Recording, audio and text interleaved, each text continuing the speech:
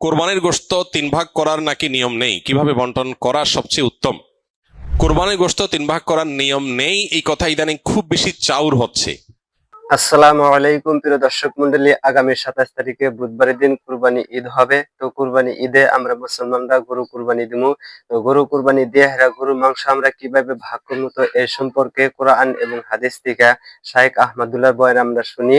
এবং এই ভিডিওটা আপনারা যে দেখতেছেন ফুল ভিডিও দেখবেন, কাটিয়া কাটিয়া দেখবেন না। যদি কাটিয়া কাটিয়া দেখেন তাহলে আপনারা বুঝতে পারবেন না। তো যাই হোক, আমরা ভিডিওটা শুরু করে দিই। কোরবানির গোশত তিন ভাগ করার নাকি নিয়ম নেই, কিভাবে বন্টন করা সবচেয়ে উত্তম? কোরবানির গোশত তিন ভাগ করার নিয়ম নেই, এই কথা ইদানিং খুব বেশি চাউর হচ্ছে। কে বলেছে কোরবানির গোশত তিন ভাগ করার নিয়ম নেই? এখানে একটি ভুলকে সংশোধন করতে গিয়ে আরেকটা ভুল আমরা করে বসছি অনেকে। আর সেটি হলো, কোরবানির গোশত এ সম্পর্কে আল্লাহ রাব্বুল আলামিন কোরআনে হাকিমে বলেছেন, ফাকুলু মিনহা ওয়া তাইমু আল কানিআ ওয়াল মুতাররা। কোরবানি গোশত নিজেরা খাবে এবং সেই সাথে নিজের আত্মীয় স্বজন, প্রতিবেশী, বন্ধু বান্ধব, আপনজন তাদেরকে খাওয়াবে। আরেক ভাগ গরিব দুঃখী অভাবী মানুষদেরকে দিবে, অর্থাৎ তিন ভাগে ভাগ করবে। এটা মোস্তাহাব, ভালো। যে জিনিসটা আমাদের সমাজের সংশোধন যোগ্য সেটা হলো, সমাজের ভাগ নামে কোনো পশু থেকে থোক গোশত তুলে রেখে, 1/3 গোশত সরিয়ে রেখে মোড়ল মাতবররা তাদের মতো করে তারা বন্টন করেন। এটা একদিক থেকে তো ভালো দেখা যায় যে সামাজিকভাবে উদ্যোগ নিয়ে যদি বন্টন করা হয় সব গরিবরা সমান হারে পাবে, উপযুক্ত মানুষদের ঘরে ঘরে পৌঁছে যাবে, এটা ভালো। এটা আসলেই ভালো তখন যদি শরিকদের কারোর কোনো আপত্তি না থাকে। সবাই যদি বলে হ্যাঁ ঠিক আছে, এটা খুব সুন্দর পদ্ধতি, আমাদের সবার কোনো দায় দাবি নাই, সবার তরফ থেকে একটা গরুতে 7 ভাগে কোরবানি দেওয়া যায়, 7 ভাগ থেকে বা যে কয় ভাগে আছে সবার তরফ থেকে টোটাল গোশতের 3 ভাগের 1 ভাগ রেখে এলাকাতে দায়িত্বশীল যারা আছেন, মুরব্বী যারা আছেন, গণ্যমান্য যারা আছেন, তাদের অধীনে ওলামা একরাম, ইমাম সাহেবদের মাধ্যমে পুরো এলাকাতে গরিবদের মধ্যে বন্টন করো, আমাদের আপত্তি নাই। কারো যদি আপত্তি না থাকে কোনো অসুবিধা নাই, এটা ঠিক আছে।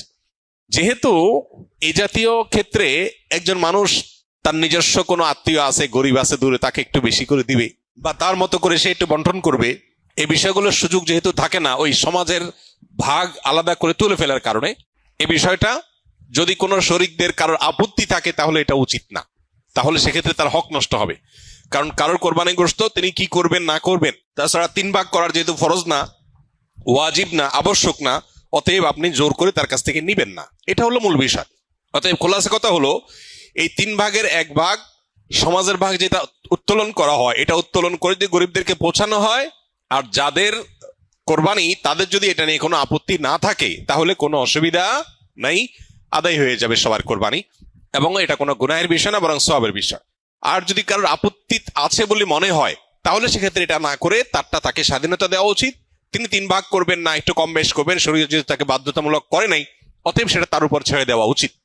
কিন্তু 3 ভাগ করে কিছুটা নিজে খাওয়া, কিছুটা আত্মীয় স্বজন, কিছুটা গরিব দুঃখীকে দেওয়া, এটা মুস্তাহাব, এটা ভালো, এটা করা উচিত।